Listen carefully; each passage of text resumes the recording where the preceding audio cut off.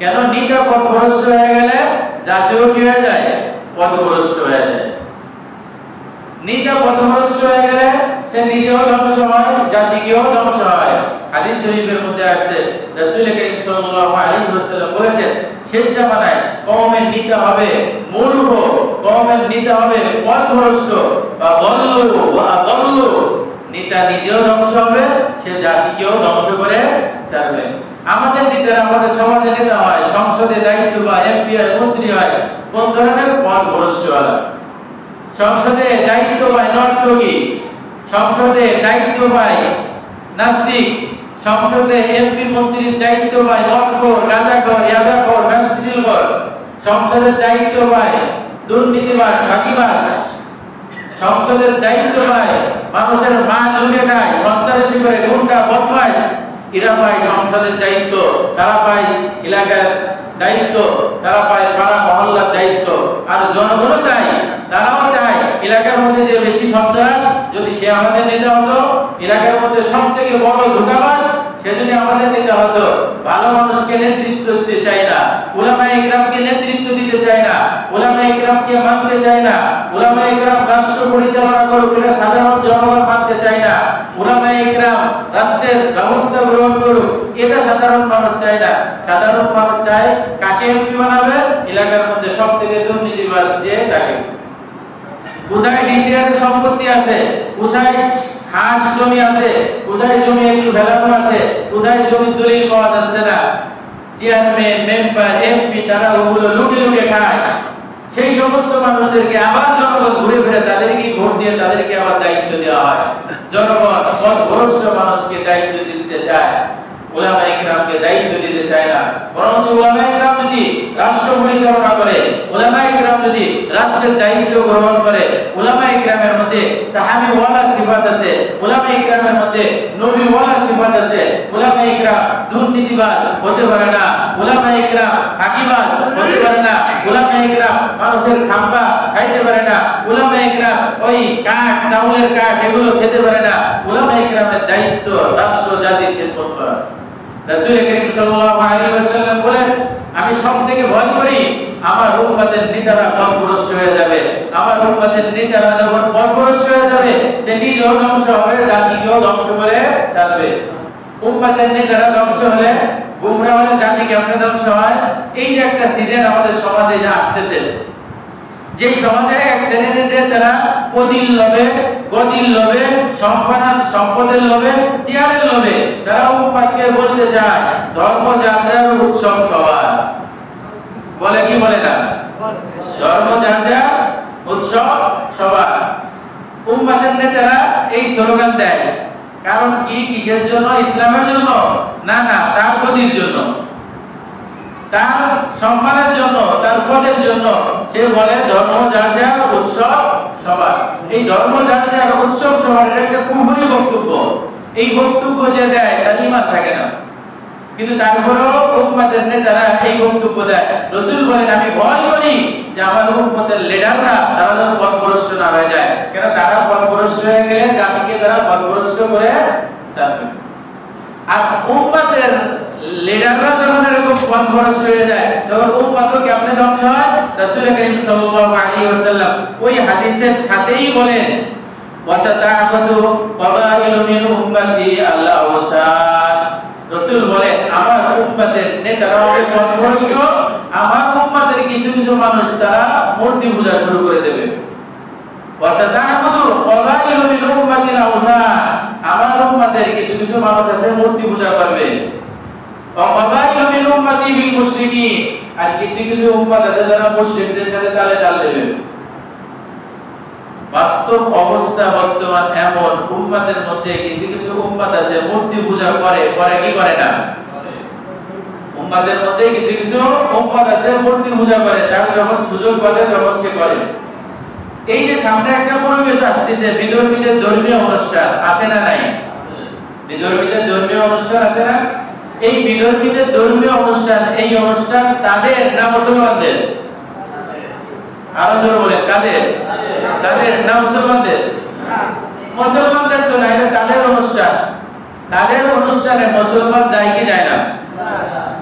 এই যে মুসলমান গেল, রাসূল দেখেন সেই 1450 বছর আগে বলে গেছেন যে ওয়াসাতা'বুদু কবাইলু উম্মতি আল্লাহ আওসা, আমার উম্মতের মধ্যে কিছু কিছু গোত্র দ্বারা মূর্তি পূজা করবে। এই উম্মতের কিছু মানুষ যারা মূর্তি পূজা করে, কিছু সময়ের জন্য করে, এমন রাসূল করিম সাল্লাল্লাহু আলাইহি ওয়াসাল্লাম বলেছেন উম্মতরা বাদিলু বিল আমাল কাকিতাইল লাইলিল মুজলিমি, আমলের প্রতিযোগিতা করো গুটগুটে অন্ধকারের মতো ফিতনা আসার আগে। যখন এই কঠিন ফিতনা আসবে, ইসবিহু রাজুলু মুমিনান ওয়া ইউমসি কাফিরান, সকালে বান্দা মুমিন থাকবে কিন্তু সন্ধ্যায় কাফের থাকবে। ওয়া ইউমসি মুমিনান ওয়া ইসবিহু কাফিরান, সন্ধ্যায় মুমিন থাকবে সকালে কাফের থাকবে।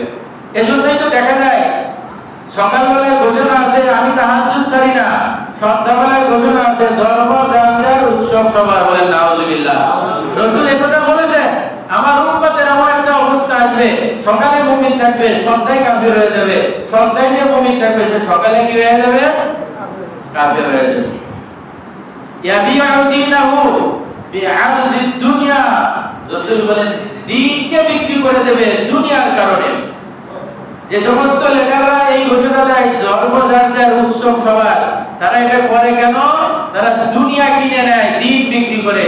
আমার দ্বীন ধ্বংস করে দিলাম, দুনিয়াতে আমার পথটা যেন ঠিক থাকে, আমার চেয়ারটা যেন ঠিক থাকে, আমার মর্যাদা যেন ঠিক থাকে, আমার সিংহাসনটা যেন ঠিক থাকে, তারা তাদের দ্বীন বিক্রি করে দেবে দুনিয়ার বিনিময়ে। রাসূল করিম সাল্লাল্লাহু আলাইহি ওয়াসাল্লাম বলেন এরা হলো সবথেকে নিকৃষ্ট মানের মানুষ।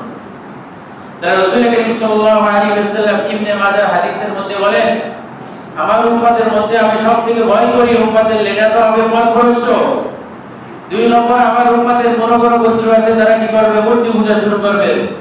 আর কিছু কিছু উম্মত আছে তারা মুশরিকদের সাথে মিশে একাকার হয়ে যাবে। এই যে একটা সময় আসতেছে বিধর্মীদের ধর্মীয় অনুষ্ঠান, এই বিধর্মীদের ধর্মীয় অনুষ্ঠানে আজকে মুসলমানরা না গেলে বিধর্মীদের ধর্মীয় অনুষ্ঠান হয় না। তাদের দাবি যে মুসলমানরা না আসলে আমাদের ধর্মীয় অনুষ্ঠান হয় না। কতগুলো বেহায়া, কতগুলো নির্লজ্জ, কতগুলো নাফরমান মুসলমান হলে সে এই কাজ করতে পারে। আর এই সমস্ত কুলাঙ্গার মুসলমানের পরিচয় কি? তাদের অবস্থা এমন হতে থাকে মসজিদ মে যা রহা হ্যায় মন্দির মে জানে ওয়ালা, মন্দির মে যা রহা হ্যায় মসজিদ মে জানে ওয়ালা। এরকম মুসলমানের অবস্থা, এর মন্দিরেও যায় মসজিদেও যায়, ঠিক না বেটি? মসজিদেও আসে আবার সুযোগ পেলে মন্দিরেও যায়। এই কুলাঙ্গার মুসলমান বলে কিসের জন্য যায়? বলে যাওয়ারও একটা কারণ আছে। কবি বলে হজ্জে কাবা ভি করে গঙ্গা কি সিনা ভি করে, হজ্জে কাবা ভি করে গঙ্গা কি সিনা ভি করে, আল্লাহ ভি রাজি হো শয়তান ভি নারাজ না হো। মুসলমান বাইতুল্লাহ যায়, আল্লাহকে সিজদা দেয়, বাইতুল্লাহ তোয়া করে আবার গঙ্গায় যায় সিনানো করে, গঙ্গায় যায় সিনানো করে। কিসের জন্য করে? বলে বাইতুল্লাহ যায় তোয়া করলো, আল্লাহকে সিজদা দিল যাতে আল্লাহ খুশি হয়ে যায়, আর গঙ্গায় যায় স্নান করে যাতে শয়তান বেজার না হয়, বলে নাউজুবিল্লাহ। এই মুসলমান কি বাস্তবে মুসলমান না কুলাঙ্গার মুসলমান? ও বাইতুল্লাহ যায় তোয়া করে আল্লাহকে খুশি করার জন্য, আর গঙ্গায় যায় স্নান করে শয়তান যেন তার উপর বেজার না হয়, শয়তানকেও মাঝে মাঝে একটু খুশি করতে যায়। এই মুসলমানের অবস্থা এমন হয় মসজিদ মে আল্লাহ আল্লাহ বা মসজিদ আল্লাহ আল্লাহ বা মন্দির রাম রাম, মসজিদে এসে বলে আল্লাহ আল্লাহ, মন্দিরে যায় বলে রাম রাম। এরকম কিছু কুলাঙ্গার মুসলমান আছে না নাই?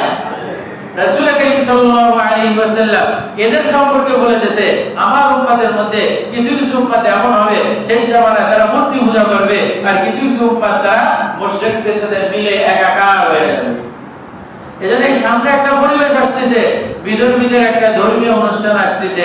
এই ধর্মীয় অনুষ্ঠানে মুসলমান যেতে পারে না, আর মুসলমান যাতে এই অনুষ্ঠানে যায় এজন্য মুসলমানদের লিডাররা, পথভ্রষ্ট লিডাররা তারা বলতে থাকে ধর্ম যার উৎসব সবার, ধর্ম যার উৎসব সবার। এই বাক্যের উদ্দেশ্য কি? ধর্ম যার যার হতে পারে, কিন্তু উৎসব সবার, অর্থাৎ হিন্দুরা পূজা করবে, মুসলমানরা সেই উৎসব পালন করবে, নাসারা গির্জা পালন করবে, মুসলমানরা সেখানে গিয়ে উৎসব পালন করবে। এটা বলতে চাই মুসলমানদের মধ্যে কুফরি, শিরকি, মূর্তি পূজা ঢুকাই দেওয়ার জন্য এই পথভ্রষ্ট লিডাররা উম্মাহকে ধ্বংস করার জন্য, উম্মাহকে সচেতন উম্মাহদের সন্তানদেরকে ঈমান হারা করার জন্য, তাদের তাহজিব তামাদ্দুদ ধ্বংস করার জন্য, ইসলাম সংস্কৃতি নষ্ট করার জন্য তারা স্লোগান দেয় দুনিয়া পাওয়ার জন্য ধর্ম যার যার উৎসব সবার। এই কথাটা তো মুসলমানদের লিডাররা বলে, কিন্তু এই লিডাররা বলে শুধুমাত্র বিধর্মীদের ধর্মীয় অনুষ্ঠান আসলে। কিন্তু এই সমস্ত পথভ্রষ্ট লিডাররা এরা কিন্তু মুসলমানদের উৎসবের সময় এরকম কোনো স্লোগান দেয় না। মুসলমানদের উৎসব আছে না নাই? রাসূল করিম সাল্লাল্লাহু আলাইহি ওয়াসাল্লাম বলে লিকুল্লি কওমিন ঈদান ওয়া হাযা ঈদুনা, প্রত্যেক কওমের একটা আনন্দের সময় আছে, আমার উম্মতেরও আনন্দের সময় আছে। আমার উম্মতের আনন্দের দিন হলো দুইটা। কয়টা? দুইটা। একটা হলো ঈদুল ফিতর আর একটা হলো ঈদুল আযহা। ঈদুল ফিতর একটা আনন্দের সময় আর ঈদুল আযহা আরেকটা আনন্দের সময়। বলেন তো এই মুসলমানদের পথভ্রষ্ট লিডাররা এরা কি ঈদুল ফিতরের সময় ঘোষণা দেয় ধর্ম যার যার উৎসব সবার? না। তখন কি বলা হয়? মুসলমানদের ঈদগাহে হিন্দুরা আসবেন, মুসলমানদের ঈদগাহে খ্রিস্টানরা আসবে, মুসলমানদের ঈদগাহে বৌদ্ধরা আসবে, এরকম ঘোষণা দেয়?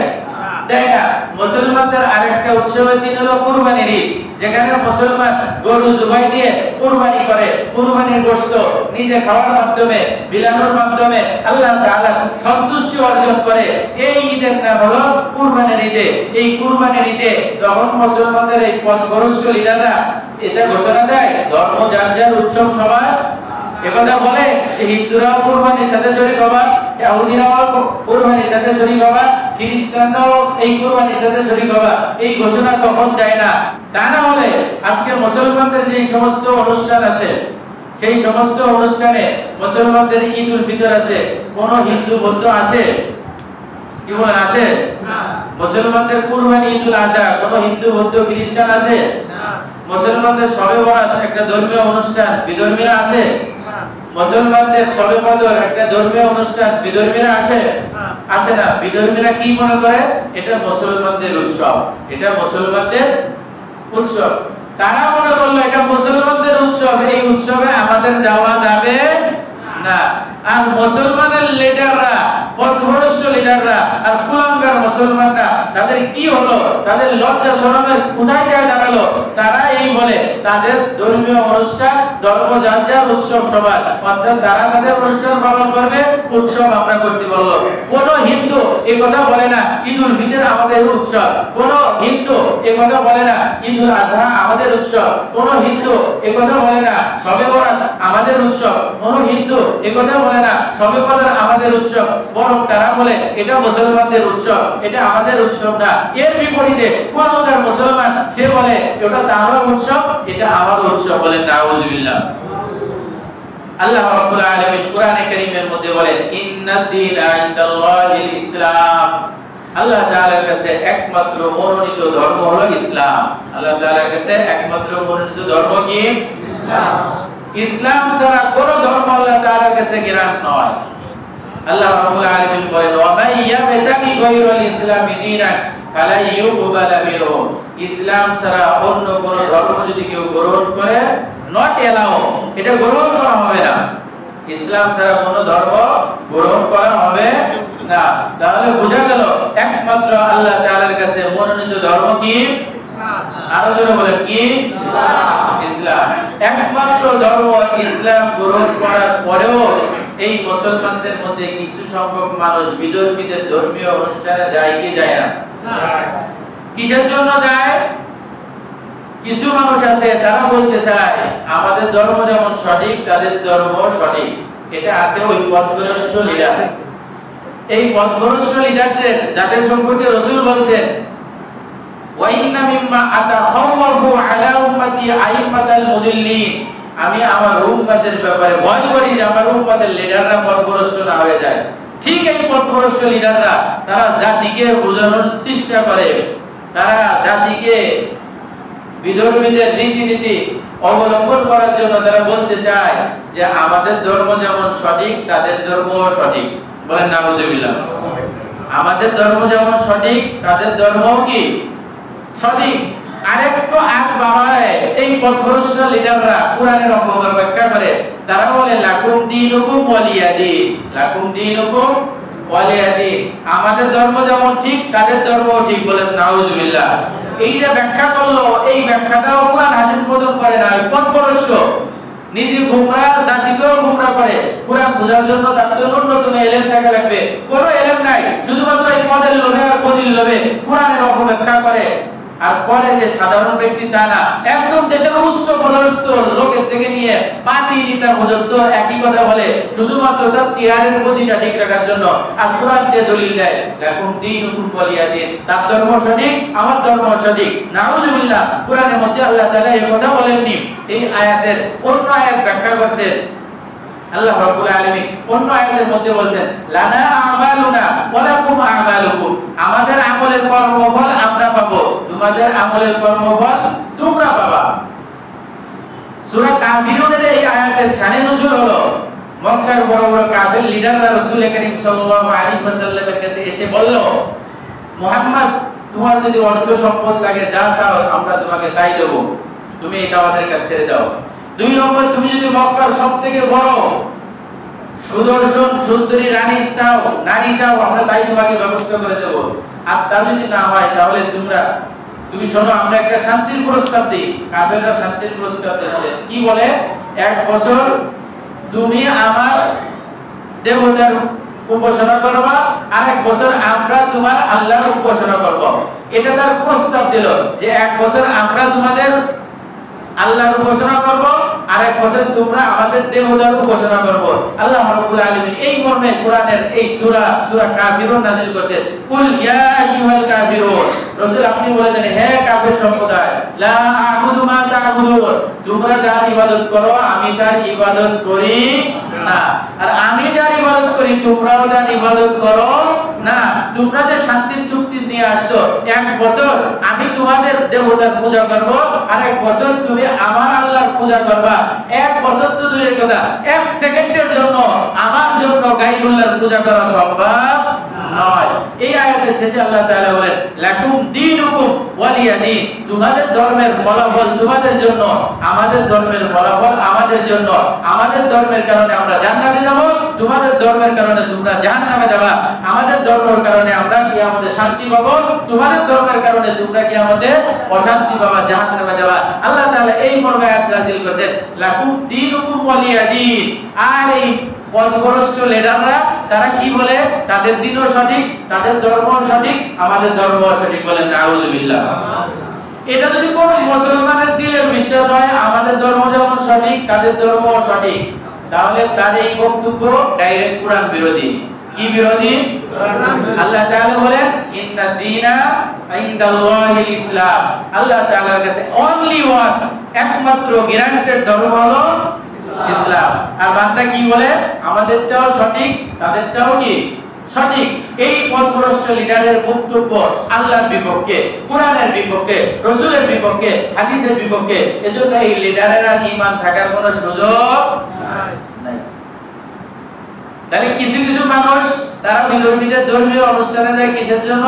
আমাদের ধর্ম যেমন সঠিক তাদেরটাও সঠিক। এই বিশ্বাস কারো থাকলে তার ঈমান থাকে না। তার কি থাকে না? ঈমান থাকে না। 2 নম্বর, কিছু মানুষ বিধর্মীদের ধর্মীয় অনুষ্ঠানে যায় একটু মিষ্টি মন্ডা খাওয়ার জন্য। বলে হুজুর আমরা তো যাই একটু মিষ্টি মিষ্টি খাওয়ার জন্য। এই মুসলমান হলো কুলঙ্কার মুসলমান, চুষো মুসলমান। এই মিষ্টি খায় পড়ে না, এই মিষ্টি খাইতে যায় বিধর্মীদের ধর্মীয় অনুষ্ঠানের মিষ্টি। এর থেকে চুষ আর মুসলমান হতে পারে? এর থেকে কুলঙ্কার আর কোন মুসলমান হতে পারে? বরঞ্চ এই ধর্মীয় অনুষ্ঠান, বিধর্মীদের ধর্মীয় অনুষ্ঠানে যে সমস্ত খাবারগুলো তারা তাদের প্রতিমার নামে উৎসর্গ করে, এই সমস্ত খাবার গ্রহণ করা হারাম। আল্লাহ রাব্বুল আলামিন সূরা আয়াতের মধ্যে বলেন حرمت عليكم الميتة والدم ولحم الخنزير وما أهل لغير الله به। আল্লাহ রাব্বুল আলামিন বলেন মদকে হারাম করে দেওয়া হয়েছে, মৃত্যু জন্তুকে হারাম করে দেওয়া হয়েছে, রক্তকে হারাম করে দেওয়া হয়েছে। আল্লাহ বাদে অন্য দেব দেবতার নামে যেই খাবারকে উৎসর্গ করা হয় এই খাবারও মুসলমানদের জন্য হারাম করে দেওয়া হয়েছে। বিধর্মীদের ধর্মীয় অনুষ্ঠানে যে তারা যে নাড়ু বানাইলো দেবতারে খাওয়ানোর জন্য, তারা নাড়ু বানাইছে, মিষ্টি মন্ডা বানাইছে তাদের দেবতার জন্য, আর সেই দেবতার নাড়ু খেয়ে মুসলমান পেট ভুলে আছে। এই মুসলমান নামে কুলঙ্গার, এই মুসলমান নামে কুলঙ্গার। ওই মুসলমানের অবস্থা কি? বা মসজিদ আল্লাহ আল্লাহ, বা মন্দির রাম রাম। মসজিদে গেলে বলে আল্লাহ আল্লাহ, আর মন্দিরে যায় বলে কি রাম রাম। ওই কুলঙ্গার মুসলমানের পরিচয় হলো হজ্জে কাবা भी करे, गंगा की सीना भी करे, खुदा भी राजी हो, शैतान भी नाराज ना हो। আল্লাহর সামনে সিজদাও করে, আবার গঙ্গায় যায় স্নানও করে। এদিকে আল্লাহকে সিজদা করে, আল্লাহকে খুশি করে, ওদিকে গঙ্গায় স্নান করে শয়তানকেও বেজার করে না, যে শয়তান রাগ না হয়ে যায়। এগুলো দুর্মনা, আল্লাহকেও খুশি করতে চায়, আবার শয়তানকেও নারাজ করতে চায় না। এটা কুলঙ্গার মুসলমান, বেহায়া মুসলমান, নির্লজ্জ মুসলমান।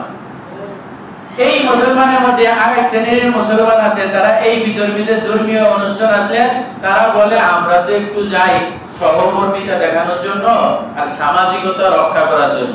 কি বলে? আমরা যাই, এক জায়গায় থাকি, ভাই ভাই ইসলামের একটা সুন্দর আদর্শ আছে, অপর অমুসলিম ভাইয়ের সাথে সদাচরণ করতে হবে, অমুসলিম ভাইয়ের সাথে ভালো ব্যবহার করতে হবে, তা দেখাশোনা করতে হবে, এটা তো ইসলামের আদর্শ। এই আদর্শ রক্ষার্থে আমরা কি করি? সামাজিকতা এবং মানবতা রক্ষা করার জন্য আমরা বিধর্মীদের ধর্মীয় অনুষ্ঠানে উপস্থিত হই। এটা কিছু মানুষের উক্তি। এমন শরীয়তের দিক নির্দেশনা হলো অমুসলিমদের সাথে খারাপ আচরণ করা এটা ইসলামের আদর্শ নয়। অমুসলিমদের সাথে খারাপ আচরণ করা এটা ইসলামের আদর্শ নয়। অমুসলিমদের সাথে ভালো ব্যবহার করতে হবে, এটা ইসলামের আদর্শ। কিন্তু ইসলামের আদর্শের একটা সীমা রেখা আছে। ইসলামের আদর্শের একটা কি আছে? সীমা রেখা আছে। আব্বাকে মোহাব্বত করতে হবে, ভালো কথা। আব্বাকে মোহাব্বত করতে করতে শালা বলা যাবে?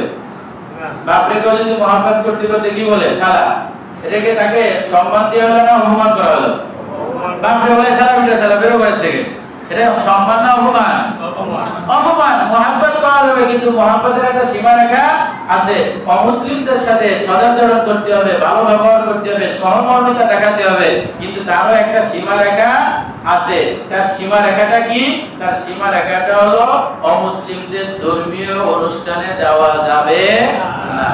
অমুসলিমদের সাথে অসৎ আচরণ করা যেমন ইসলামের আদর্শ না, অমুসলিমদের সাথে সদাচরণের নামে তাদের ধর্মীয় অনুষ্ঠানে উপস্থিত হওয়া এটাও ইসলামের আদর্শ নয়। যেই মানুষগুলো সীমা ঢাকায় অমুসলিমদের ধর্মীয় অনুষ্ঠানে উপস্থিত হলো, এই মানুষটা ইসলামের সীমা বুঝেনি, যার কারণে সে সীমা লঙ্ঘন করে অমুসলিমদের ধর্মীয় অনুষ্ঠানে উপস্থিত হয়ে গেছে। অমুসলিমদের ধর্মীয় অনুষ্ঠানে যদি কোনো ব্যক্তি উপস্থিত হয় তার কি পরিমাণ ক্ষতি হবে? এমন হযরত উমর রাদিয়াল্লাহু তাআলা আনহু বলেন, ইজতানিবু আ'লা আল্লাহি ফি আইদিহি, তোমরা বিধর্মীদের ধর্মীয় অনুষ্ঠানের দিনে তাদের ওই স্থানে যাওয়ার থেকে বিরত থাকো। কেন? ফাইন্না সাখাতাল্লাহি আলাইহিম, এই সময় আল্লাহর গজব তাদের উপরে পড়তে থাকে।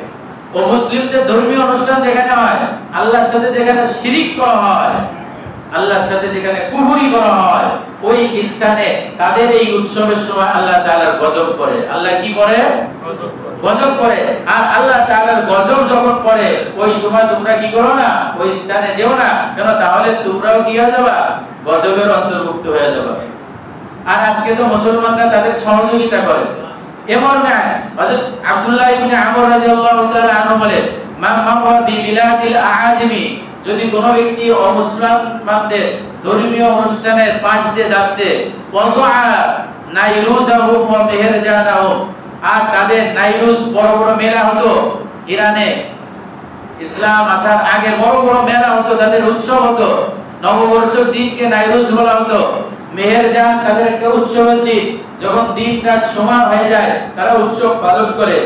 এই সমস্ত অনুষ্ঠানে যদি কোনো ব্যক্তি উপস্থিত হয়, ওয়া তাশাব্বাহা বিহিম, আর তাদের সাদৃশ্যতা গ্রহণ করে, হাত্তা ইয়ামুতা ওয়া হুয়া কাযালিকা, আর এই অবস্থায় যদি সে মারা যায়, হুশিরা মাআহুম ইয়াউমাল কিয়ামতে, কিয়ামতের ময়দানে ওই সমস্ত বিধর্মীদের সাথে এই মুসলমান উঠবে। বলেন নাউযুবিল্লাহ। বিধর্মীদের সাথে সহযোগিতা করলে হাসরের ময়দানে তাদের সাথে উঠবে। রাসূল করিম সাল্লাল্লাহু আলাইহি ওয়াসাল্লাম এই মর্মে হাদিসের মধ্যে বলেন, মান কাসসারা সাওয়াদা কওমি ফাহুয়া মিনহু, যে ব্যক্তি কোন কওমের পাল্লাকে ভারী করে দেবে। বিধর্মীদের ধর্মীয় অনুষ্ঠানে তাদের লোক সংখ্যা 50, কিন্তু অনুষ্ঠানের দিন দেখা যায় লোক সংখ্যা 500। লোক সংখ্যা কত? আর 450 কোথা থেকে আসছে? আর 450 কারা? মুসলমানরা। এক মহিলা একবার ব্যানে যাচ্ছে, বলতেছে হুজুর এই কুলাঙ্গার মুসলমানরা এত বেহায়া, আমরা কি তবে তাদের ঈদের দিন যাই নাকি? তাদের মসজিদে কি আমরা যাই? আমাদের ধর্মীয় অনুষ্ঠানে 50টা চেয়ার আছে, 50টাই তারা বসে রয়েছে, আমরা চেয়ার পাই না। কত বড় কুলাঙ্গার, কত বড় নাফরমান! বিধর্মীদের ধর্মীয় অনুষ্ঠানে যায় তাদের চেয়ারগুলো বুক করে বসে থাকে। এর থেকে নির্লজ্জ মুসলমান আর হতে পারে? রাসূল বলেন, যেই ব্যক্তি বিধর্মীদের পাল্লাকে ভারী করবে, মান কাসসারা সাওয়াদা কওমি, যে ব্যক্তি বিধর্মীদের কওমকে ভারী করবে, ওমান রাজিয়া আমালা কওমি, অথবা ওই কওমের কাজে সে সন্তুষ্ট, কানা শারীকান লিমান আমালা, সে কেমন যেন ওই কাজের সাথে শরীক। যারা সিয়ার দখল করে বসে থাকে, যারা যায় দোকান দেয় ওখানে যায়, যারা যায় রাত্রি ওখানে যায় স্ত্রী নিয়ে ঘুরে আসে, যারা ছেলে মেয়েকে ওখানে পাঠাইতেছে, রাসূল বলেন তারা এই কাজের সাথে শরীক। হাসরের ময়দানে কিন্তু তাদের সাথে তোমার উঠতে হবে। এবং রাসূল বলেন, মান তাশাব্বাহা বিকওমিন ফাহুয়া মিনহু, যে কওম যেই কওমের সাদৃশ্যতা অবলম্বন করে ওই কওম হাসরের ময়দানে তার সাথেই উঠবে। এখন প্রশ্ন একটা থেকে গেল, সেটা হলো হুজুর বিধর্মীদের ধর্মীয় অনুষ্ঠান তো কখনো কখনো মুসলমানদের বিভিন্ন স্তরের মানুষের দায়িত্ব করে, যেমন র‍্যাব বাহিনী, পুলিশ বাহিনী, সিকিউরিটি গার্ড, আনসার বাহিনী, তাদেরও তো ওই সমস্ত জায়গায় উপস্থিত হতে হয়। অথবা কখনো কখনো রাষ্ট্রীয় যারা দায়িত্ব থাকে, ধর্ম মন্ত্রণালয়ের দায়িত্ব যারা থাকে, তাদেরও তো উপস্থিত হতে হয়। তাদের কি হবে? এমন রাসূল করিম সাল্লাল্লাহু আলাইহি ওয়াসাল্লাম বলেছেন, ইযা উমিলাতিল খতিয়াতু ফিল আরদি, জমিনের কোথাও যখন কোনো নাফরমানি হয়, শিরকি হয়, গুনাহের কাজ হয়, অন্যায় কাজ হয়, অশ্লীল কাজ হয়, কানা মান শাহিদাহা, আর সেখানে একজন ব্যক্তি উপস্থিত আছে, তার দিলের অবস্থা কি? ফাকারিহা ওয়া আনকারাহা, সে এটাকে পছন্দ করে না অথবা সে অস্বীকার করে, কিন্তু দায়িত্ব, রাষ্ট্রের দায়িত্ব, পুলিশের দায়িত্ব, আনসারের দায়িত্ব, বিডিআরের দায়িত্ব, মূর্তি পাহারা দিতে হবে, এই পূজার অনুষ্ঠান তাকে সেভেন দায়িত্ব দিতে হবে। বলে এই মানুষটা দিলে দিলে এটা পছন্দ করে না, অস্বীকার করে, অপছন্দ করে, কিন্তু সেখানে উপস্থিত আছে। রাসূল বলেন, কামান গাবা আনহা, কেমন যেন সে সেখানে নাই। বলেন সুবহানাল্লাহ, কেমন যেন সে সেখানে নাই। কিন্তু আরেক শ্রেণীর আছে, ওমান গাবা, সে উপস্থিত ওখানে নাই, ফাওয়াজিহা, কিন্তু মনে মনে মনে মনে তালে তাল দেয়, মনে মনে তালে তালে তাল দেয়। কিভাবে তাল দেয়? বিশাল ব্যানার লাগাইছে, শারদীয় দুর্গা পূজার শুভেচ্ছা, আছে না নাই? জোরাবাজদের আছে না নাই? আমাদের দেশের ওই এলাকার কিছু পার্টি নিতে হয়েছে বর্তমান নেতার তো শেষ নাই, একদম ফুটে বেড়ালে ফেস্টুনা প্যানা সাবানো শুরু করে দেয়। বয়স হলো 16, আর সে প্যানা আছে তার থেকে বড় সাইজের, এরকম নেতা আছে না নাই? এই পার্টি নেতা দেশে একদম ভরপুর হয়ে গেছে। এই পার্টি নেতার থেকে উপর পর্যন্ত লিখতেছে শারদীয় দুর্গা পূজার শুভেচ্ছা, লেখে কি লাগে না? মনে মনে খুশি কি খুশি না? এই কজন খুশি না? শুভেচ্ছা জানাচ্ছে, মূর্তিরে টাইনে আনতেছে। রাসূল বলে উপস্থিত নাই কিন্তু মনে মনে খুশি হয়, 5000 টাকা দিয়ে দিয়েছে কল কল করে। মাহফিলের জন্য একটা চাইতে গেলে তো একদম দম বের করে দেয়, মাহফিলের জন্য 1 টাকা দেয় না, দিনী অনুষ্ঠানে টাকা দেয় না, আর ওখানে একদম কল কল কল কল করে টাকা দিতে থাকে। রাসূল বলে উপস্থিত তো নাই, কিন্তু তোমার দিলের কি আছে? অনুমোদন আছে। তোমার দিলের কি আছে? অনুমোদন আছে। তুমি নাই ঠিকই, কানা কামান শাহিদা, কেমন তুমি যেন উপস্থিত আছো, তুমি না থাইকো সেখানে কি আছো? উপস্থিত আছো। এজন্য বিধর্মীদের ধর্মীয় অনুষ্ঠানে অনুদান দেওয়া যাবে না। আরো জোরে বলেন, যাবে না?